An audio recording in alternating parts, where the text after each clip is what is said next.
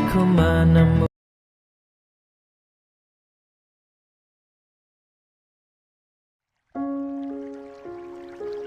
Hamil anak miliarder tampan. Bab 030-25. Ledakan gudang. Namun Hansel tak mau bermurah hati saat ini. Gaji dari seluruh pelayan dan pengawalnya tak ada yang murah, puluhan juta mereka dapatkan setiap bulannya. Seharusnya itu cukup untuk membayar pengobatan, karena mereka juga tak perlu memikirkan tempat tinggal dan biaya makan sehari-hari karena Hansel telah menyediakan semuanya sejak awal.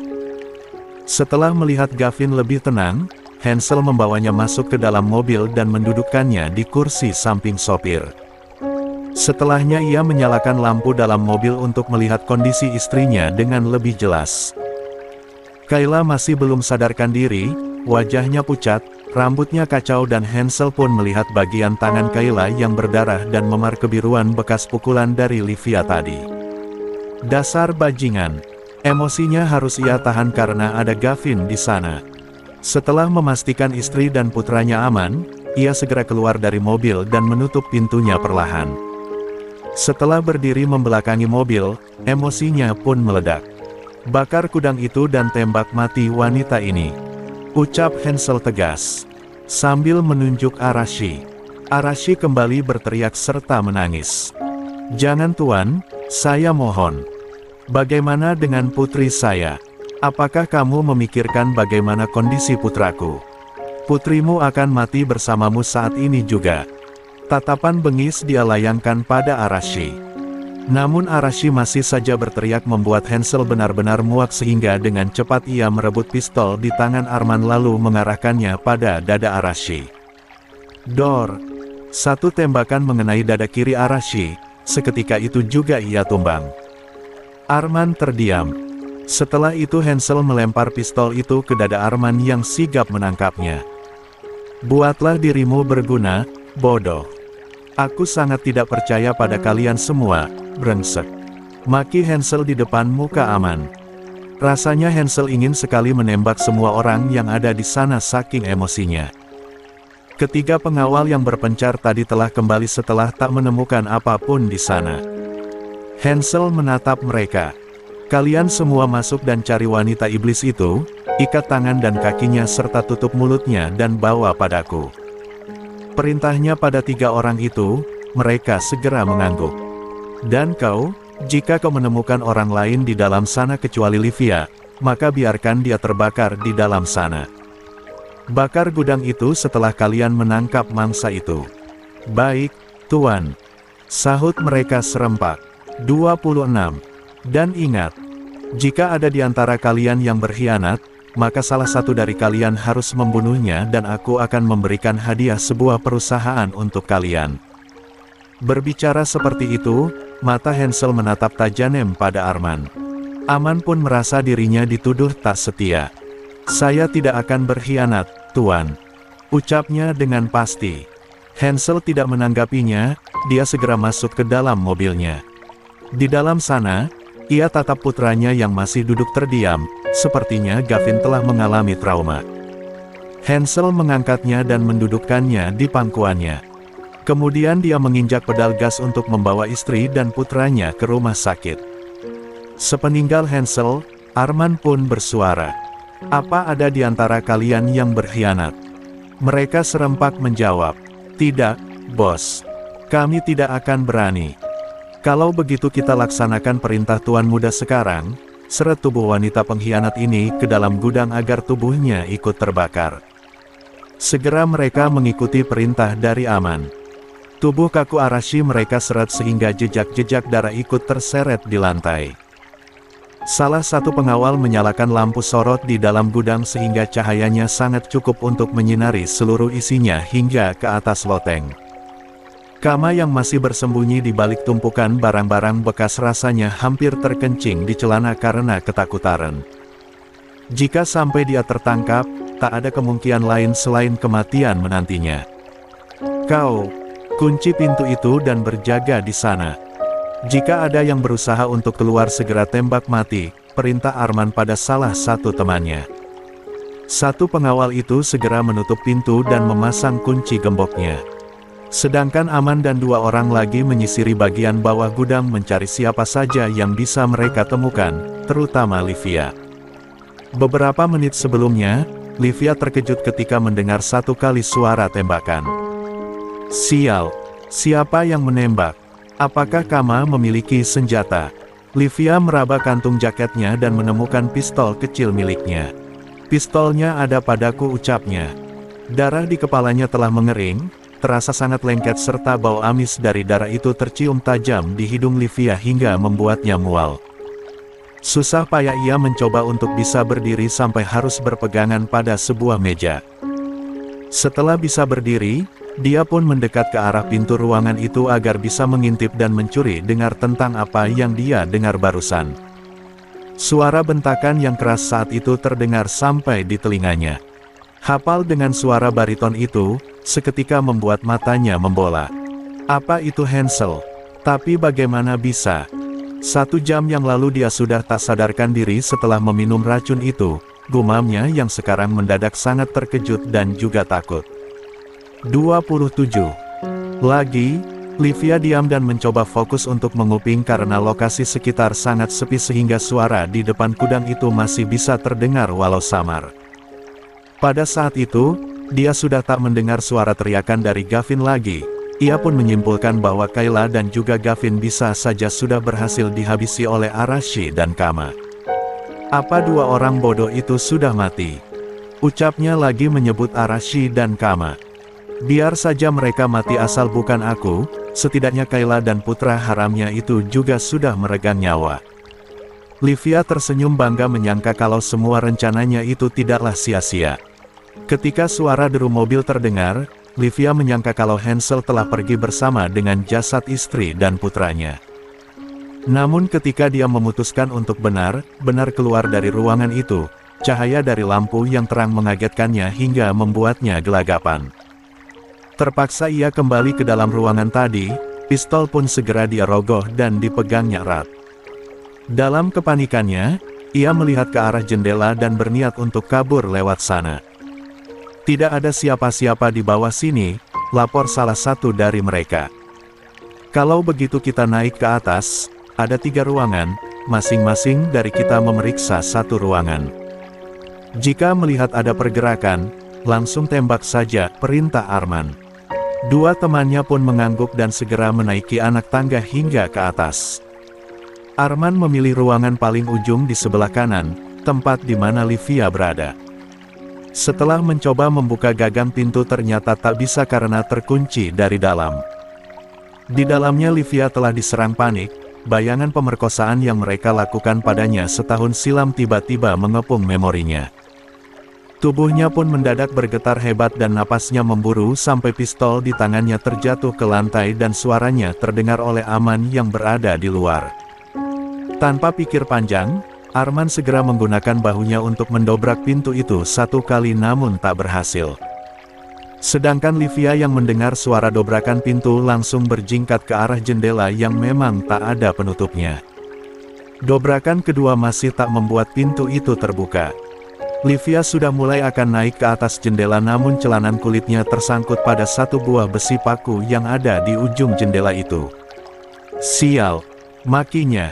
Karena terburu waktu, ia pun menarik paksa kaki kanannya yang tersangkut hingga celananya sobek dan paku itu berhasil merobek kulitnya.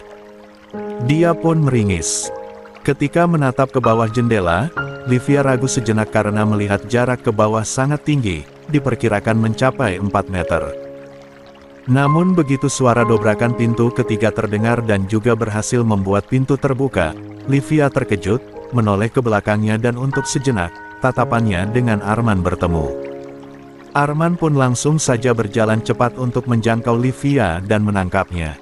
Namun terlambat, karena 28. Nekat, Livia berhasil melompat. Ketika Arman tiba di jendela, ia mengeluarkan kepalanya ke bawah jendela dan tampaklah tubuh Livia yang terjerembab ke tanah sudah tak bergerak. Tak mau kecolongan, Arman dengan cepat keluar ruangan dan menuruni tangga.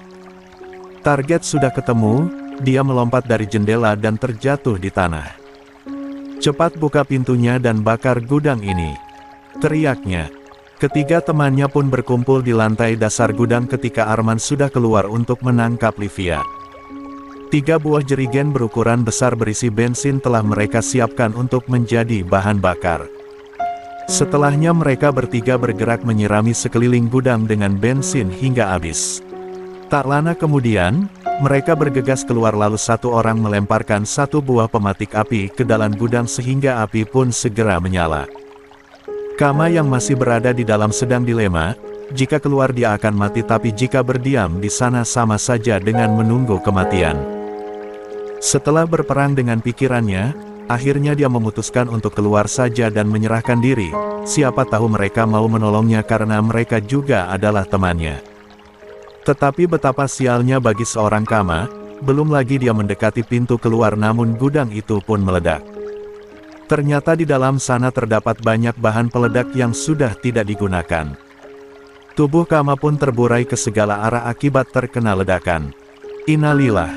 Hehe. 29. Alam bawah sadar. Lokasi sudah terbakar habis dan target telah disekap dalam keadaan hidup, Tuan. Isi pesan singkat dari Arman yang dibaca oleh Hansel I ponselnya. Beberapa menit sebelumnya dia sudah berhasil tiba di rumah sakit yang sama dengan tempat dia dirawat sebelumnya, Tokyo Hospital yang juga merupakan rumah sakit rekanan bisnis milik keluarganya. Kayla dan Gavin sudah dalam perawatan dan berada di dalam ruangan yang sama, karena Hansel tahu bahwa putranya tidak akan mau berjauhan dengannya. Gavin tidak mengalami luka, hanya terdapat lecet bekas ikatan di pergelangan tangan dan juga kakinya. Serta dia juga mengalami dehidrasi akibat belum minum dan makan dalam waktu yang lama. Benar kata Hansel bahwa putranya memang anak yang kuat. Sepanjang jalan menuju rumah sakit hingga tiba, Gavin tak berhenti memanggil nama sang mama agar mau bangun dari tidurnya. Dia baru bisa tertidur ketika Hansel menggendong dan mencoba menepuk-nepuk punggungnya beberapa menit. Sedangkan kondisi Kayla membuat Hansel lagi-lagi harus menahan murka, napasnya beberapa kali memburu saking berusaha mengendalikan dirinya. Bagaimana tidak? Lengan kanan Kayla mengalami retak tulang akibat pukulan benda tajam dari Livia, sehingga lengannya harus dipasangi gips. Serta luka jahitan di perutnya jadi memerah akibat dari mengangkat beban berat putranya dalam waktu lama. Hansel bahkan belum sempat melihat kondisi Dika, terakhir anak buahnya mengabarkan kalau Dika telah siuman. Dirinya sendiri pun menolak untuk kembali dirawat walau tubuhnya belum sembuh total dari pengaruh racun. Dia hanya ingin menjaga istri dan juga putranya. Dia juga sempat menelepon Lana di Mansion Jakarta untuk memastikan keamanan ketiga anak kembarnya. Dan kabar para pelayan di rumah Tokyo semuanya telah berada di rumah sakit karena dibawa oleh petugas medis yang sempat Kayla hubungi sebelum pergi mencari putranya. Karena itulah nyawa mereka semua dapat tertolong. Di mana aku? Alam bawah sadar Kayla membawanya ke suatu tempat. Dia berjalan di lorong mirip stasiun kereta api tapi semuanya berwarna putih. Dia menatap ke bawah karena kakinya terasa dingin, ternyata dia berjalan tanpa alas kaki. Keningnya pun berkerut. Kenapa tidak ada orang sama sekali? Di lorong yang dia lewati terdapat kaca-kaca yang memantulkan dirinya sehingga Kayla bisa melihat kalau dirinya saat itu sedang mengenakan gaun terusan berwarna putih dan rambut panjangnya diikat dengan pita kupu-kupu berwarna putih juga. Entah kenapa dia malah tersenyum melihat penampilannya. Kenapa aku tidak pakai alas kaki? Pertanyaan demi pertanyaan dia ucapkan pada dirinya sendiri tanpa menginginkan jawaban. Tiba-tiba saja dia teringat pada putranya Gavin yang dia cari untuk diselamatkan dari penculikan Livia. Napasnya kembali terengah lalu dia menghentikan langkahnya. Gavin! Teriaknya memanggil Gavin namun tak ada jawaban, hanya suaranya yang menggema saling bersahutan. 30. Ini terasa aneh, apa aku sudah mati? Kayla! Kayla terkejut lalu membalikkan tubuhnya ketika mendengar suara yang menyebutkan namanya dari arah belakang. Dan bertambah terkejut lagi saat melihat siapa orang yang ada di hadapannya. Mulutnya sampai terbuka dan seketika matanya terasa panas. Suara Kayla terdengar serak. Cairan bening segera menetes tanpa diminta. Liliana adalah nama ibu Kayla yang telah meninggal ketika dirinya masih berusia 11 tahun. Liliana merentangkan kedua tangannya dengan senyuman yang telah lama Kayla rindukan. Tanpa aba-aba lagi kaki kecil tanpa alas itu berlari dan Kayla pun memeluk erat sang ibu. Beberapa detik saling mengeratkan pelukan hingga akhirnya Liliana mengurainya, dia tangkup kedua pipi putrinya. Mata keduanya pun saling tatap. Wajah Kayla seutuhnya adalah gambaran dari wajah sang ibu, benar-benar mirip. Liliana kemudian menuntun Kayla ke arah sebuah kursi di pinggir jalur kereta dan mereka duduk di sana, senyuman itu tak pernah surut dari keduanya. "Apa ini benar-benar Mama?" tanya Kayla setelah benar-benar yakin kalau matanya tidak salah mengenali sang ibu. Liliana mengangguk. "Lia sayang, kenapa kamu ada di sini?" Kayla terdiam sesaat. Kenapa ibunya bertanya? Apakah benar kalau ternyata dia telah meninggal? "Sayang, di sini bukanlah tempatmu. Belum saatnya bagimu," ucap Liliana. "Bukankah Mama sudah meninggal?" Liliana mengangguk masih tetap tersenyum. "Benar, sayang. Kalau begitu, Kay juga sudah meninggal." Liliana menggeleng. "Tidak sayang, ini hanyalah alam bawah sadarmu." Alam bawah sadar. Ya, alam bawah sadar sejatinya mengikuti keinginan terbesar kita ketika masih dalam kesadaran. Kayla mengernyit. Apakah Kayla menginginkan untuk mati? Hanya kamu yang tahu sayang. Dan saat ini belum saatnya bagi kamu berada di sini. Bangunlah. Kayla terdiam sesaat. Tapi Ma, kalau Kay bangun, Kay tidak akan bertemu dengan Mama lagi. Senyum di bibir Liliana tak pernah surut. "Kita pasti akan bertemu Lak, sayang. Kita semua akan bertemu." 31. "Di mana Papa?" Kayla melihat ke kiri dan kanan, hanya ada mereka berdua saja di sana. "Dia tidak ada di sini, tempat kami berbeda," suara lembut Liliana begitu menenangkan. Kedua mata Kayla kembali berkaca-kaca. "Kay ingin di sini saja Ma, hidup di dunia sangat menyakitkan. Kay lelah karena begitu banyak orang yang jahat di sana." Kembali air matanya mengalir. Liliana mengelus kedua punggung tangan putrinya. "Hidup dan mati bukan milik kita, ketika kita hidup tentu ada tujuannya yaitu untuk menjaga orang-orang yang kita sayangi. Begitupun kamu, ada Gavin, Justin, Ares dan juga Lily yang sangat membutuhkan kehadiranmu. Maka kembalilah pada mereka sayang. Bangunlah. Apakah kamu mau berpisah dengan mereka?" Kayla pun menggeleng dengan cepat, membuat Liliana tertawa kecil lalu mengelus puncak kepala putrinya dengan sayang. "Berdirilah lalu ikuti cahaya di belakangmu itu, ada suamimu dan juga putramu sedang menunggumu di sana." "Benarkah?" Liliana mengangguk. Kayla pun memutar sedikit tubuhnya agar kepalanya bisa menoleh ke arah belakangnya dan benar di sana memang terdapat cahaya yang sangat terang. "Apa Kay bisa melihat Mama lagi, meskipun hanya dalam mimpi?" Kayla bertanya tanpa menoleh ke arah ibunya yang tak menyahut, sehingga Kayla pun kembali menatap ke arah ibunya. Namun, sudah tak ada siapa-siapa di sampingnya. Ibunya telah pergi. Kayla kembali bersedih, pertemuan dengan ibunya begitu singkat.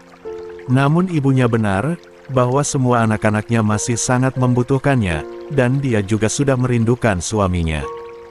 Dia pun berdiri dan perlahan melangkah kembali ke posisi di mana dia tadi datang. Rupanya di sana ada cahaya yang sangat terang. Setelah memasuki cahaya terang itu akhirnya Kayla dapat melihat suaminya sedang duduk di samping kanannya dengan mata yang tertutup. Kayla mengerjapkan matanya berkali-kali, rasanya seperti baru bangun tidur tapi terasa seperti tidak tidur, aneh sekali. Tadi dia sedang berjalan namun sekarang dia malah berbaring di atas ranjang. Setelah berusaha keras mengumpulkan kesadarannya, dia pun meyakini bahwa tadi dia memang sedang bermimpi. "Kak," dia mencoba memanggil suaminya. Yang dipanggil pun membuka matanya dan langsung menatapnya. "Sudah bangun." Suara bariton namun lembut yang sangat Kayla sukai. Ternyata ibunya benar, bahwa Kayla sangat merindukan suami dan juga anak-anaknya. Kayla tersenyum namun sedetik kemudian meringis setelah mencoba mengangkat tangan kanannya yang terpasang. 32. Gibbs. Jangan digerakkan sayang, tangan kamu terluka. Benarkah? Hansel mengangguk. Boleh aku tahu kenapa? Kayla langsung teringat kejadian mengerikan di gudang gelap itu. Livia mencoba memukulku namun tanganku sempat menghalanginya. Hansel terkejut. Memukul menggunakan apa? Kayla terlihat berpikir sejenak karena harus menggali ingatannya kala itu. Sepertinya sepotong besi. Ucapnya pelan. Kedua tangan Hansel langsung mengepal namun dia tak ingin menunjukkan emosinya pada Kayla. Dia ingin istrinya benar-benar merasa tenang saat ini. Namun tiba-tiba Kayla merasa panik dan hampir bangun jika Hansel tidak mencegahnya. Gavin Kak, dia diculik. Karena panik Kayla langsung menangis. Namun Hansel segera memeluknya. Set, putra kita ada di sini, sayang. Gavin baik-baik saja berkat kamu. Perjuanganmu membuatnya selamat tanpa kurang apapun. Kamu wanita hebat sayang, kami semua bangga padamu. Terima kasih sudah menyelamatkan putra kita. Kecupan lama Hansel benamkan di puncak kepala istrinya dan berhasil membuat Kayla kembali tenang dan mau berbaring kembali.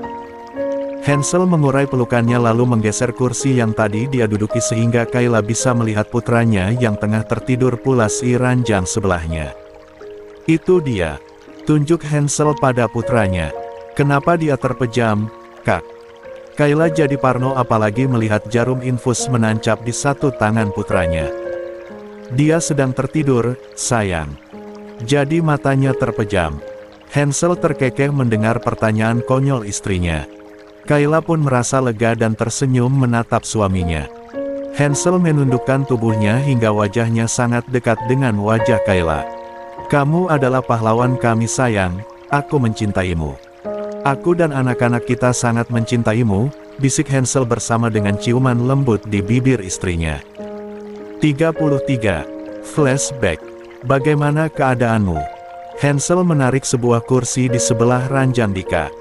Dika sedang duduk bersandar pada sandaran ranjang pasiennya, satu tangannya masih terpasang jarum infus. Apa kita kalah? Bukannya menjawab dia malah balik bertanya. Hansel tertawa. Kapan kita pernah kalah? Hansel dan Dika sangat-sangat jarang masuk rumah sakit dalam keadaan sakit, mereka berdua sangat menjaga kesehatannya serta tak pernah absen berolahraga setiap harinya. Baru kali ini aku merasa menjadi orang bodoh, ucap Dika diselingi tawa. Hansel pun turut tertawa. Ya, aku akui kali ini kita memang bodoh. Kamu tahu, istriku yang menyelamatkan putraku beserta seluruh pelayan yang pingsan di rumah, ucap Hansel bangga. Dika membalas dengan tersenyum, dia pun merasa bangga pada Kayla. Ternyata di balik sifatnya yang lemah lembut dan sangat menghindari masalah, dia malah mampu mengatasi masalah besar seperti itu hanya seorang diri. Berapa lama lagi kamu akan berbaring di sini? Besok aku akan pulang dan jika kamu belum sembuh juga maka akan aku tinggalkan, ancam Hansel. Sial, aku sendiri tidak suka seperti ini. Cepat panggil Arman dan suruh dia melepas jarum ini. Dika menunjuk jarum yang menancap di tangannya. Hansel pun berdiri sambil berkacak pinggang. Hei, kenapa kamu jadi memerintahku? Aku turunkan gajimu. Telunjuknya pun menunjuk-nunjuk Dika. Cih, aku seorang presdir kalau kamu lupa. Hansel pun tersenyum miring, perdebatan mereka berdua selalu jadi hiburan baginya. Aku akan pergi menemui istriku, aku sudah libur bercinta selama berhari-hari. Dia pun berjalan ke arah pintu. Dasar maniak, teriak Dika sebelum Hansel keluar dan menutup pintu ruangannya. Keributan seperti itu di antara mereka hanya sekadar untuk menambahkan keakraban masing-masing saja, tak pernah sampai ke hati. Mungkin semua laki-laki memang seperti itu jika bercanda. Setelah kembali masuk ke ruangan istrinya, Hansel tidak benar-benar serius dengan ucapannya tentang bercinta. Senyumannya mengembang ketika melihat putranya yang sedang berlarian dan juga mulai berisik, sedangkan sang istri sedang duduk sambil satu tangannya memegang sebuah buku. Baru habis membaca, tanya Hansel saat sudah dekat dengan Kayla. Kayla tersenyum, lihat tapi tidak bisa konsentrasi, putra kakak sangat berisik. Hansel tertawa lalu menoleh pada putranya yang berlari ke arahnya sambil membawa mainan pesawat. Hansel pun mengangkatnya. 34. Mereka sudah berada selama 4 hari di sana. Gavin hanya menghabiskan 1 botol infus karena kondisinya yang sudah membaik. Sedangkan Kayla baru diperbolehkan pulang siang ini, bersamaan dengan Dika. FLASHBACK-ON. Dalam setahun belakangan perusahaan Robert ayah Livia benar-benar terguncang. Setelah semua investor angkat kaki, Robert harus pontang-panting gali lubang lalu tutup lubang lagi demi supaya perusahaannya tetap bisa berjalan. Sekitar setengah dari jumlah karyawan telah di-PHK agar bisa mengurangi biaya perusahaan, namun nyatanya rekanan bisnisnya pun perlahan menarik diri sehingga dia benar-benar sendirian saat itu. Pemasukan mulai menipis sedangkan pengeluaran tak bisa dia tahan. Aset terakhirnya adalah mansion pribadi miliknya dan itu pun telah dia gadaikan pada lintah darat yang sudah terkenal di Jerman. Namun karena terbiasa bermain licik dia tak membayarkan apapun pada penagih hutang, akibatnya setiap hari dia mulai diteror. Ibu Livia yang sedang dirawat di pusat kesehatan rehabilitasi pun terkena imbasnya. Karena tak ada lagi pembayaran masuk untuk pengobatannya, akhirnya dia dipindahkan ke ruangan tanpa keluarga sehingga hanya diberi makan seadanya tanpa obat-obatan yang selama ini menunjang kesehatannya sampai akhir hayatnya dan dia pun meninggal dunia. Dedi mau kemana? Livia melihat Robert berada di dalam ruang kerjanya sedang sibuk membereskan berkas-berkas lalu dimasukkan ke dalam koper. Robert hanya diam tak menjawab, masih sibuk dengan kegiatannya. Apa Dedi mau pergi? Momi baru saja dimakamkan, Dad. Lantai di ruangan itu penuh dengan berkas yang berserakan. Livia yang tak pernah tahu kondisi perusahaan yang memburuk tentu saja terkejut dengan situasi itu. Robert membalikkan tubuhnya menghadap Livia ketika dia sudah selesai dengan kegiatannya. Sekarang sudah saatnya untuk kamu tahu bahwa Dedi sudah tidak memiliki apapun lagi, bahkan mansion ini. Livia mengernyit. Apa maksudnya, Dad? Jangan bodoh, Livia, bentak Robert. Apa kamu masih juga tidak menyadari kalau perusahaan Dedi sudah bangkrut? Kita sudah tamat sekarang. Robert tampak sangat kacau, aroma alkohol tercium oleh Livia. Dedi mabuk lagi. Tidak. Ya, Dedi akan pergi sekarang. Robert mengangkat sebuah koper berisi berkas yang dia masukkan tadi, namun Livia menghadang langkahnya dengan tubuhnya. Tunggu Dad. Tidak mungkin seperti ini. Hidup kita tidak akan berakhir seperti ini kan? Minggir Livia, Dedi sudah terdesak. Asal kamu tahu, mansion ini sudah Dedi gadaikan pada rentenir dan mereka akan menagih Dedi. Robert pun berhasil menyingkirkan tubuh Livia dan mulai berjalan maju. 35. Tapi Dad, bagaimana dengan Livia? Livia bahkan tidak punya pekerjaan. Dia mengekori langkah lebar Robert. Robert tidak meresponnya kecuali terus melangkah. Dad, pasti ada cara lain, kan? Bagaimana dengan Dedi Maxim? Dia pasti mau membantu kita. Mendengar nama Maxim, Robert naik pitam lalu membanting koper di tangannya dan berbalik menghadap Livia. Livia sedikit takut melihat reaksi Robert. Apa kamu masih belum bisa menerima bahwa dia telah meninggalkan kita? Puluhan kali kita sudah mencoba pergi ke Indonesia untuk menemuinya tetapi bahkan paspor kita ditolak terus-menerus tanpa alasan. Itu pasti ada kesalahan sistem, Dad. Cukup, bodoh. Gunakan otakmu untuk sekali saja, Livia. Maxim telah benar-benar membuang kita semenjak Hansel menguasai Sky Company. Robert berusaha mengatur napasnya agar mengurangi emosinya. Maafkan Dedi sayang. Kita harus berpisah sekarang dan kartu kreditmu hanya akan aktif hingga bulan ini saja, karena Dedi sudah tidak membayarnya lagi. Livia pun tak terima fasilitasnya menghilang begitu saja. Apa? Livia tidak mau memaafkan Dedi kalau hidup Livia akan kesulitan. Robert menghela napasnya, dia tahu putrinya tidak akan mudah menjalani hidup yang jauh dari kemewahan. Kedua tangannya memegang pundak Livia. Kenapa kamu tidak berusaha lebih keras lagi untuk mendapatkan hati Hansel? Mendengar itu Livia menggeleng cepat. Livia tidak mau lagi berurusan dengan dia Dad, dia itu iblis. Air mata Livia pun mengalir. Kalau kamu tidak bisa mendapatkan hatinya lagi, kenapa tidak kamu buat dia mati saja? Dan itu adalah ucapan terakhir Robert sebelum dia benar-benar menghilang dari pandangan Livia. 36. Masih flashback. Esok paginya Livia terbangun dengan sebuah rencana. Semalam dia mengetahui kalau Maxim dan Anggun sedang berada di mansion saat ini. Dia pun berencana untuk pergi menyambangi kediaman mantan calon mertuanya itu. Maka dari itu, Livia sengaja berdandan sebaik mungkin. 2 jam dia gunakan untuk menata penampilannya hingga dia benar-benar siap. Dan saat siang hari Livia merasa itu adalah waktu yang tepat untuk makan siang bersama dengan mereka. Dia sangat yakin kalau Maxim yang dulu menyayanginya serta rela melakukan apapun untuknya sudah pasti kali ini akan menerimanya dengan baik. Lagi pula hanya makan siang, kan? Ucapnya dari balik pantulan cermin. Senyum menawan dari bibir seksinya mengiringi langkahnya. Segera dia masuk ke dalam mobil dan melaju dengan pasti. 1 jam berkendara hingga dia pun tiba di depan pos keamanan. Biasanya hanya dengan memberikan kode klakson 1 kali petugas security akan bergerak cepat membukakan gerbang besar dan tinggi menjulang itu.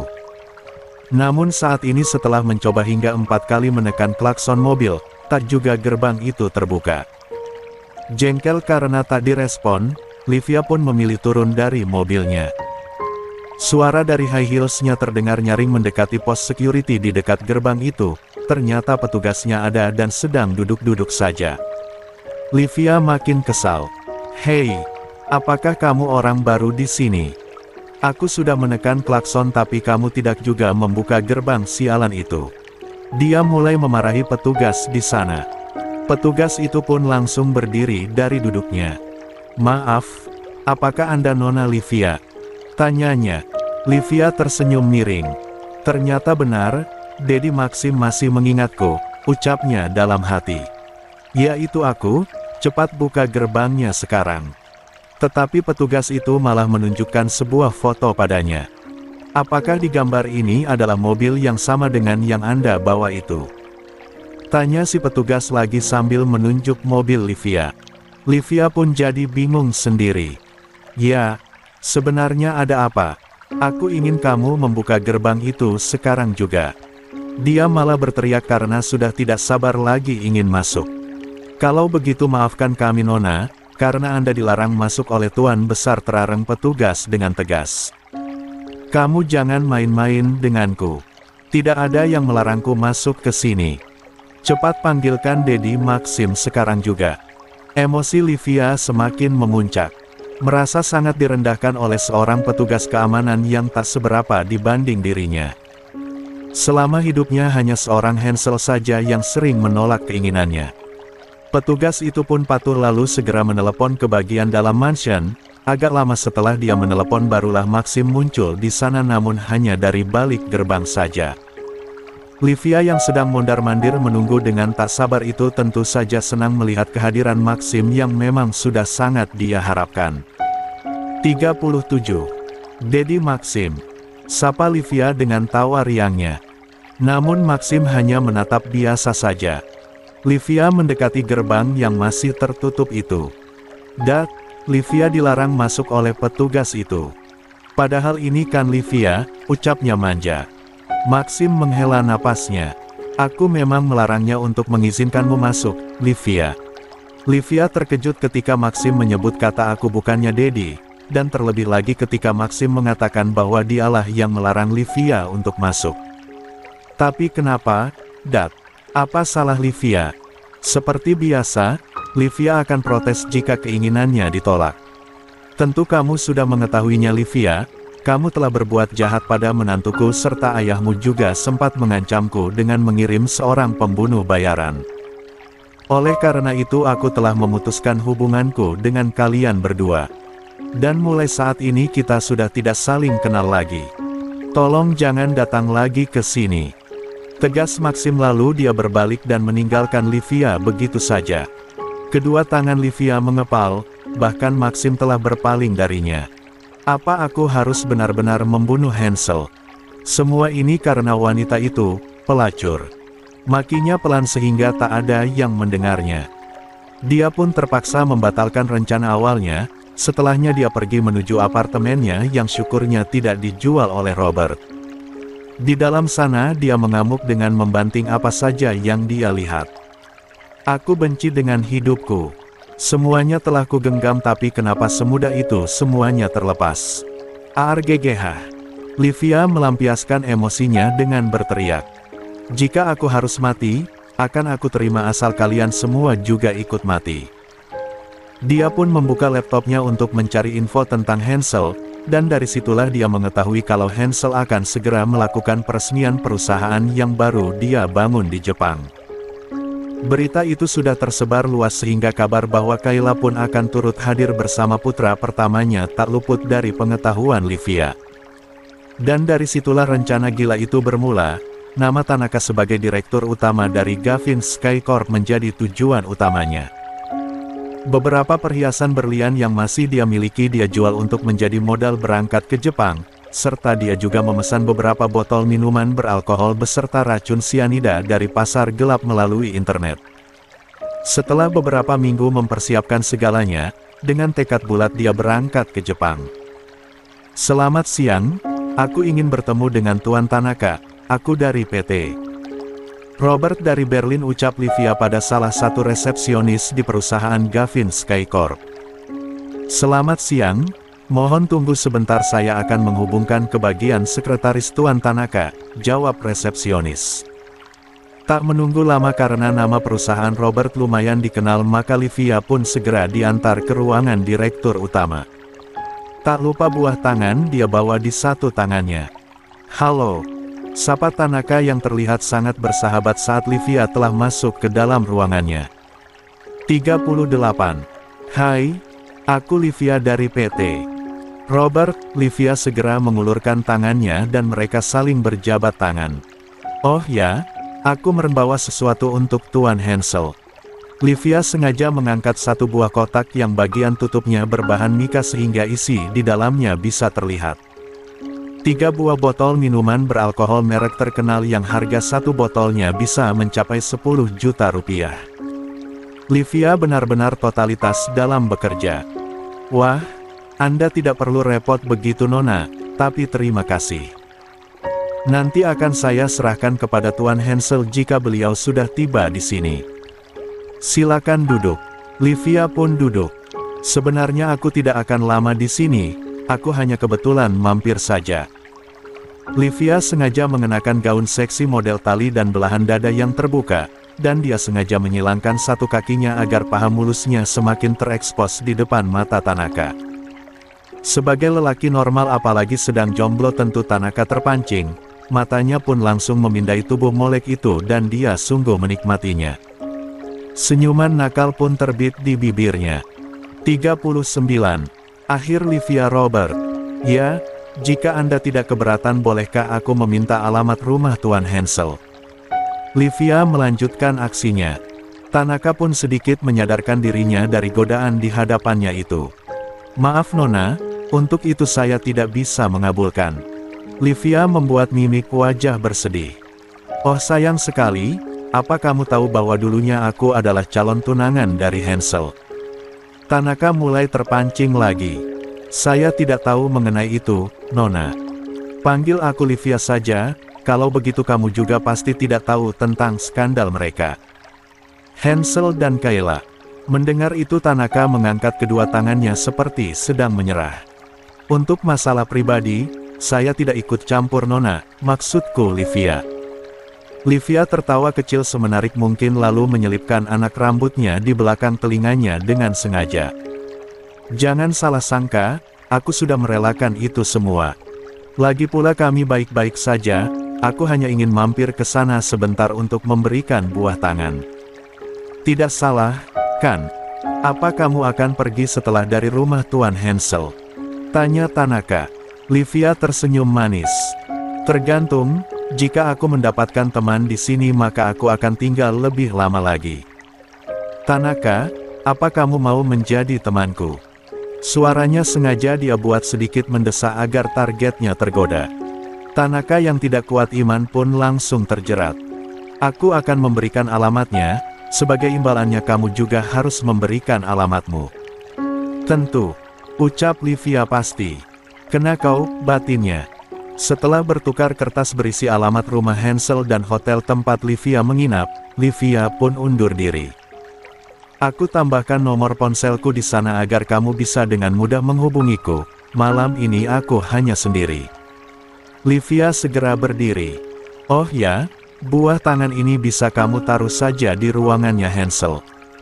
Terima kasih sebelumnya. Livia mengedipkan sebelah matanya. Tanaka tersenyum senang karena malam ini bisa indehoi dengan Livia karena telah diundang oleh Livia sendiri. Taksi yang membawa Livia sudah tiba di alamat yang tertulis di kertas. Setelah membayar dengan kartu kreditnya yang masa aktifnya hanya tersisa bulan ini saja itu, dia pun segera turun dari sana. Karena rumah khas Jepang milik Hansel itu berada tak jauh dari jalan raya, maka Livia pun dengan mudah menemukannya. Langkah pasti dan percaya diri, Livia segera sampai persis di depan rumah itu. Arashi yang sedang berjaga pun segera menyapanya. 40. Ada yang bisa saya bantu, Nona? Sapanya dengan sopan. Aku Livia. Livia mengulurkan tangannya untuk berjabat tangan dan langsung diterima dengan baik oleh Arashi. Saya Arashi, kepala pelayan di sini. Anda mencari siapa, Nona?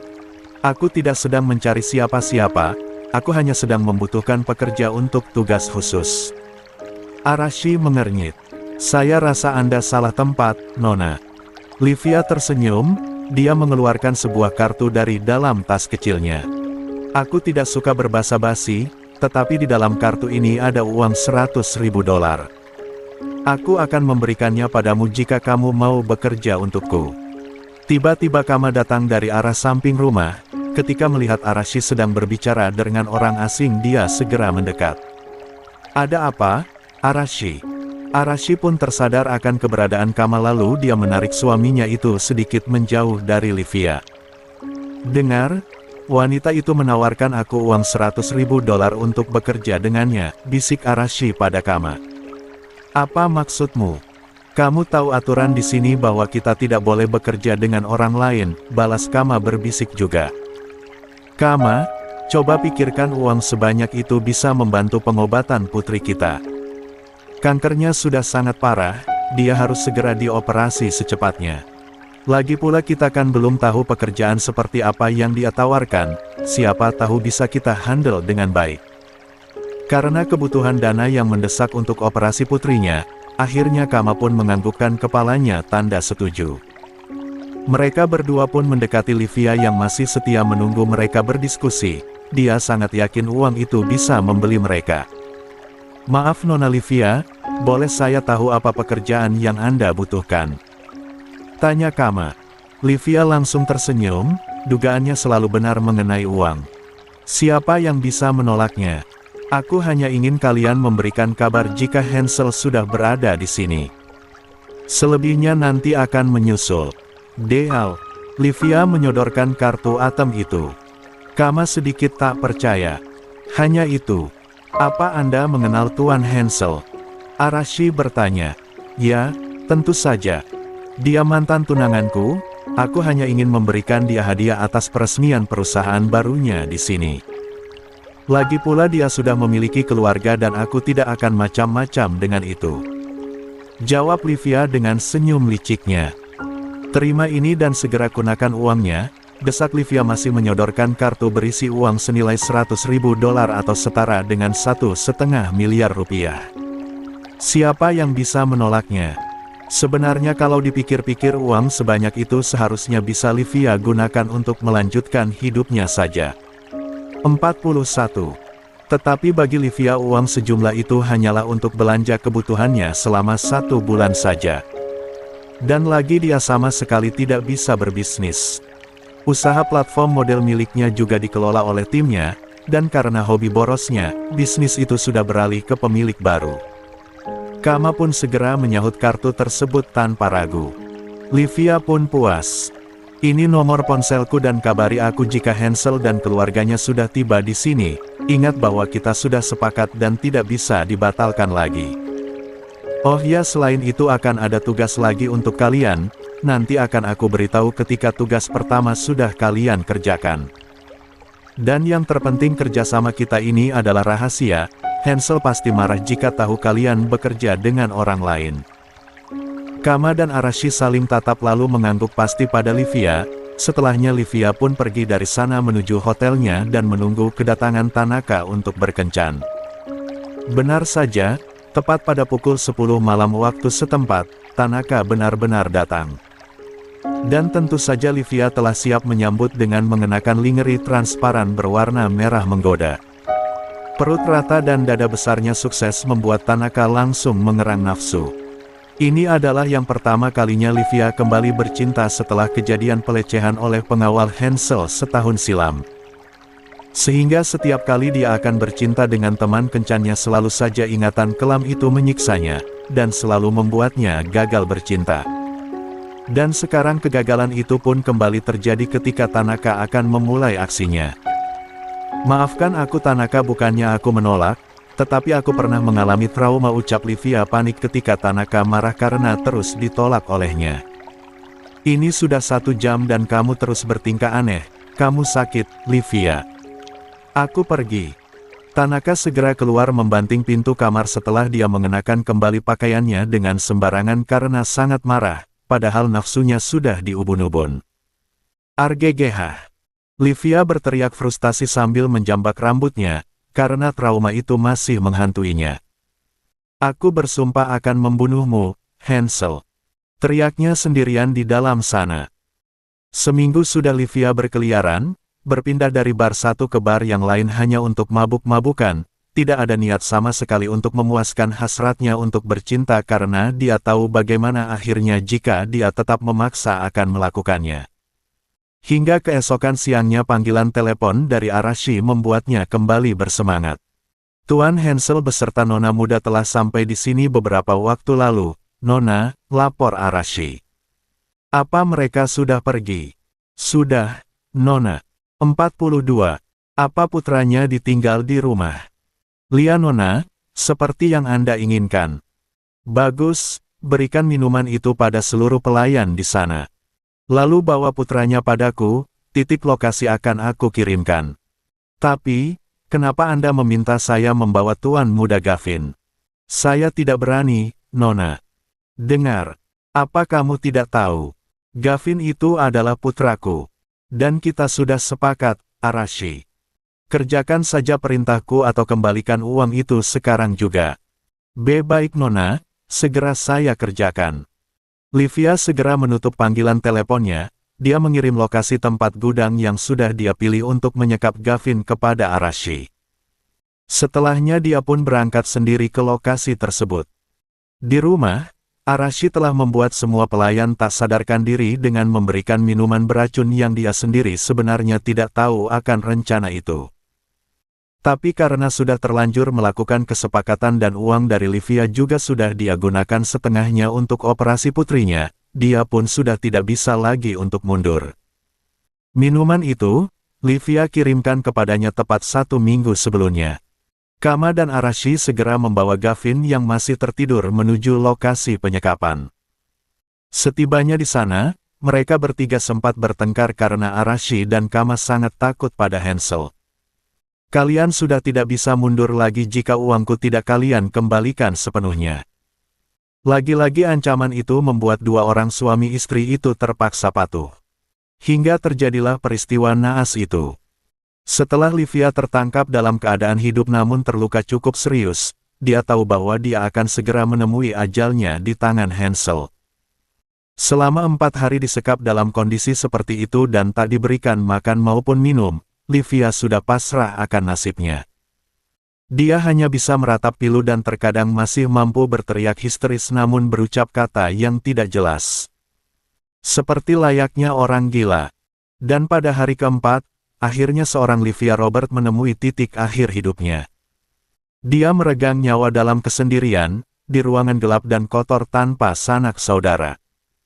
Bahkan hingga detik akhir hidupnya, Hansel sama sekali tak pernah datang menemuinya. Sedangkan Tanaka, ketika hari di mana Dika dan Hansel dilarikan ke rumah sakit akibat minuman yang dia terima dari Livia itu, dia pun merasa hidupnya terancam lalu dia segera membuat pilihan sulit yaitu memilih untuk melarikan diri entah kemana. FLASHBACK off. 43. Sembuh. Apa hari ini aku jadi diperbolehkan pulang? Tanya Kayla pada seorang dokter yang selama 4 hari ini rutin merawat dan memantau perkembangan kesehatannya di rumah sakit Tokyo. Tentu Nona, kondisi Anda sudah sangat membaik, tetapi untuk saat ini perlu Anda ingat bahwa Nona belum diperbolehkan untuk mengangkat beban berat menggunakan tangan kanan Anda. Karena kondisi tulang yang retak masih dalam proses penyembuhan. Kayla menganggukkan kepalanya. Baiklah, terima kasih dokter. Jarum infus Kayla telah dilepas karena sore nanti dia sudah boleh meninggalkan rumah sakit. Indah, apa suamiku masih lama di perusahaan? Indah dan seluruh pelayan yang pingsan akibat habis meminum minuman yang tercampur racun telah kembali pulih dan sudah kembali bekerja seperti biasanya sejak kemarin. Hanya Dika yang perlu perawatan intensif dikarenakan meminum 1 botol penuh minuman beracun itu. Indah melirik jam tangannya sejenak. Sekitar 2 jam lagi tuan muda baru akan selesai dengan urusannya Nona, apa Anda butuh sesuatu? Tidak, aku hanya rindu padanya, ucap Kayla membuat Indah tertawa kecil. Baru saja berpisah selama 1 jam. Indah, Gina dan seluruh pelayan serentak menjenguk Kayla ketika kemarin mereka sudah diperbolehkan untuk pulang. Mereka mengucapkan banyak terima kasih pada Kayla, karena dialah mereka semua bisa selamat dan masih bisa hidup hingga saat ini. Serta mereka pun mendoakan Kayla agar panjang umur dan selalu diberikan kebahagiaan. Tuan muda menelepon, Nona, tiba-tiba ponsel Indah berbunyi karena ada panggilan video masuk dari Hansel. Setelah menggeser tombol hijau pada layar, dia pun menyerahkan ponselnya pada Kayla. Kayla menyambut ponsel itu dengan tangan kirinya, lalu senyuman lebar terukir tatkala melihat 2 orang yang dia cintai di layar ponsel. Kenapa menelepon? Bukannya sedang banyak pekerjaan. Nanti pekerjaannya bisa lana selesainya, ujar Kayla.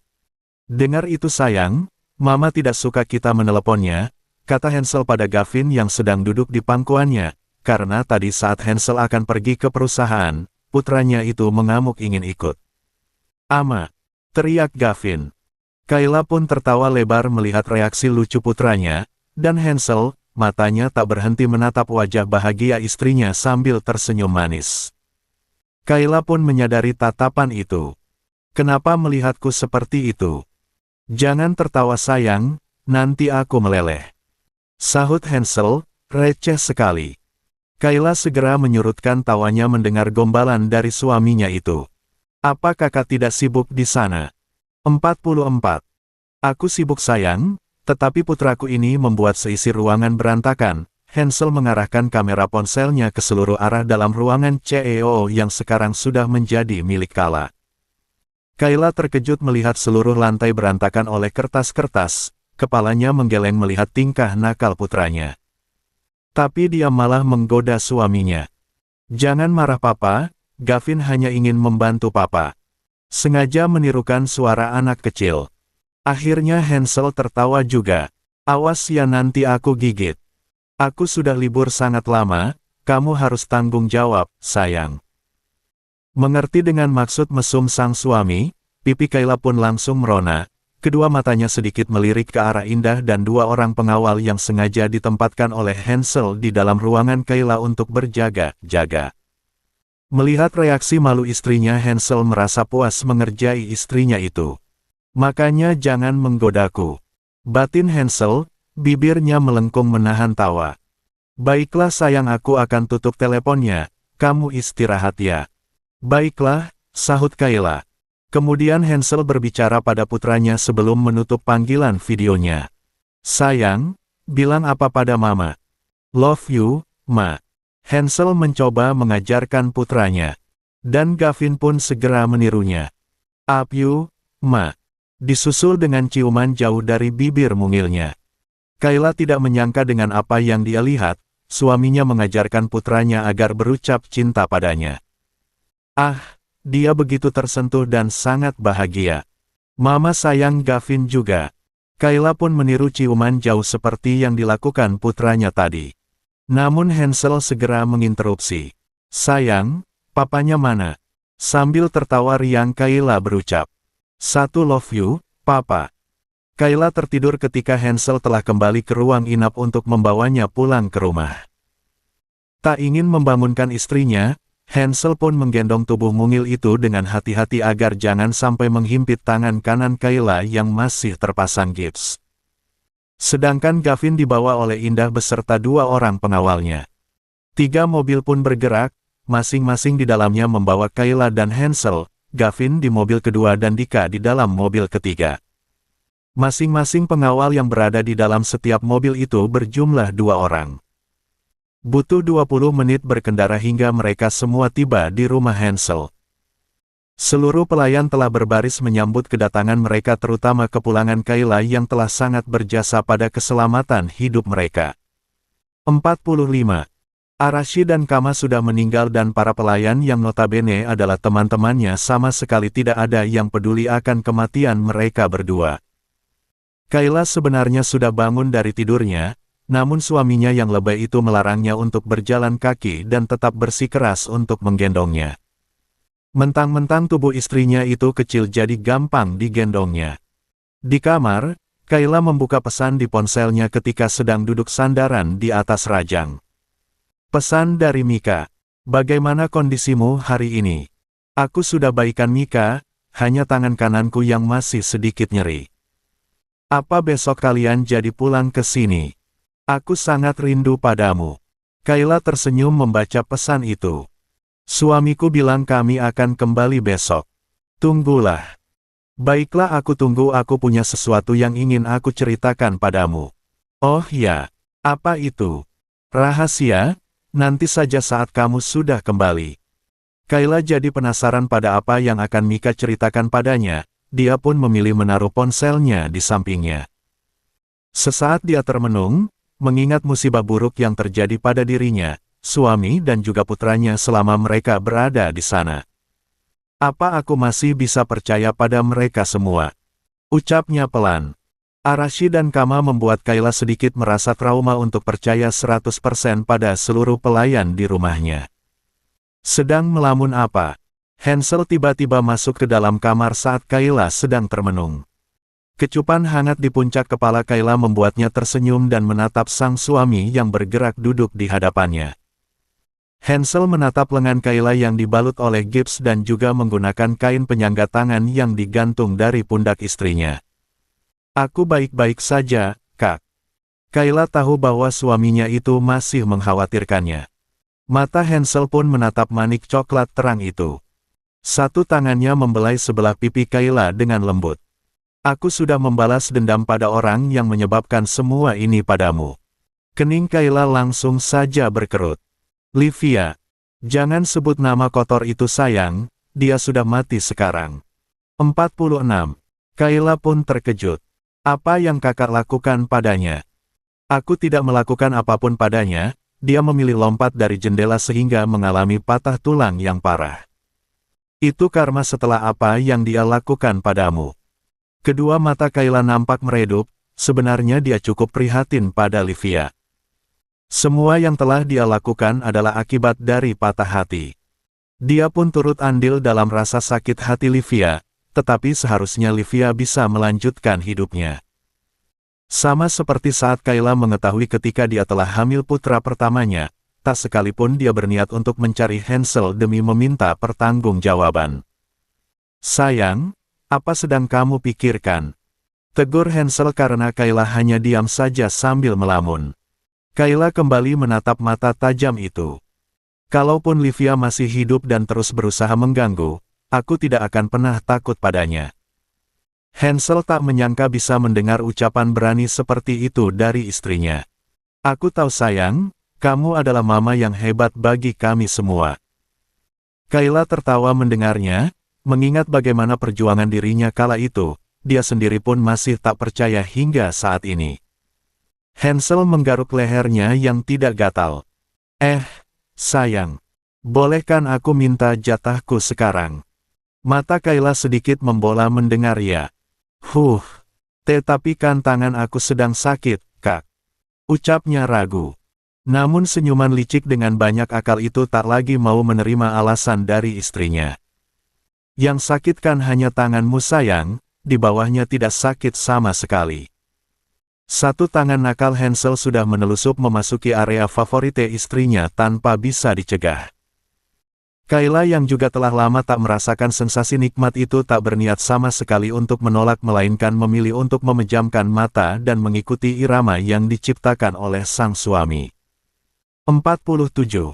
Calon baby. Setelah acara makan malam yang mereka lakukan di tempat masing-masing yakni Hansel dan Kayla memilih makan di dalam kamarnya karena kondisi Kayla yang masih dikhawatirkan oleh Hansel, sedangkan Dika makan malam di ruang makan bersama dengan Gavin. Kini Hansel dan Dika sedang berada di dalam ruang kerja Hansel. Mereka berdua sudah benar-benar dalam keadaan sehat saat ini. Aku sudah merubah semua struktur organisasi di Gavin Sky Corp. Ucap Hansel sambil menunjukkan slide gambar di laptopnya pada Dika.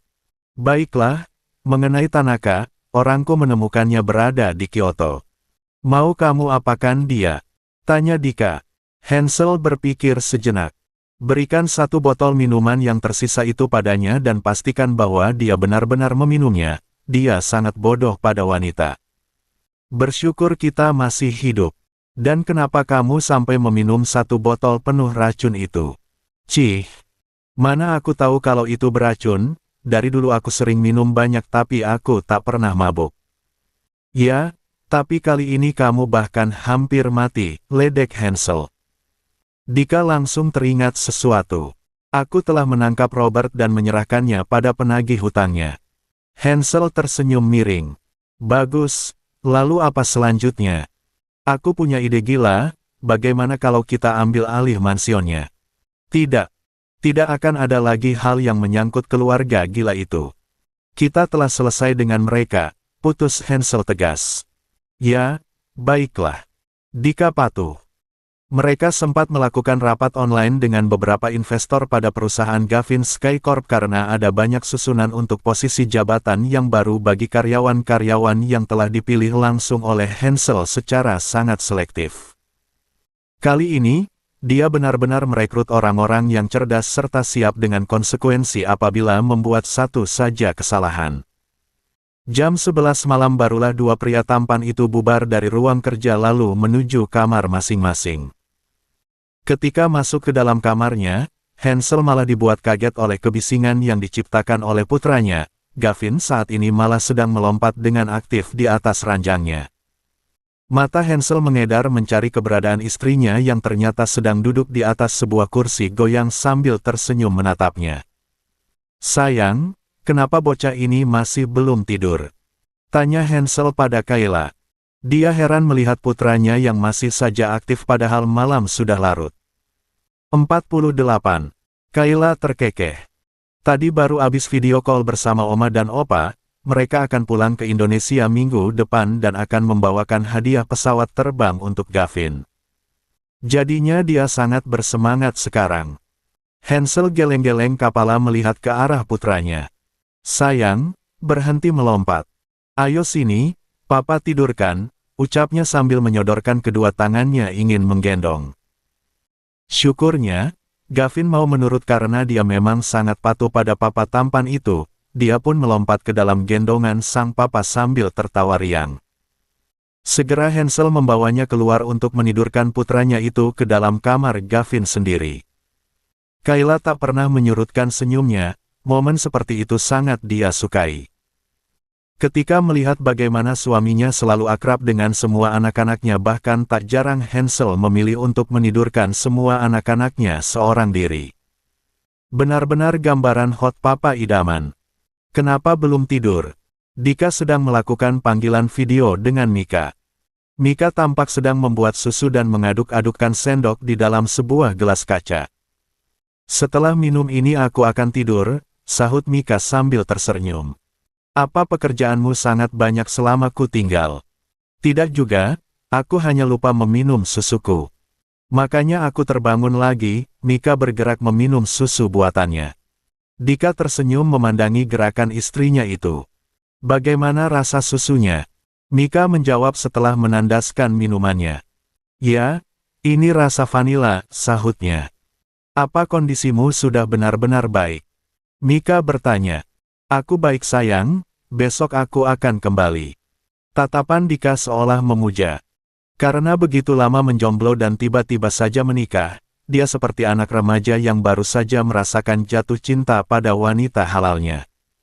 Setidaknya dia tidak seperti Hansel dalam hal ini. Cepatlah kembali, aku ingin pergi periksa ke dokter bersamamu. Dika mengangguk. Baiklah, tunggu aku kembali, sayang, jaga calon anak kita, ya. 49. Kembar 5.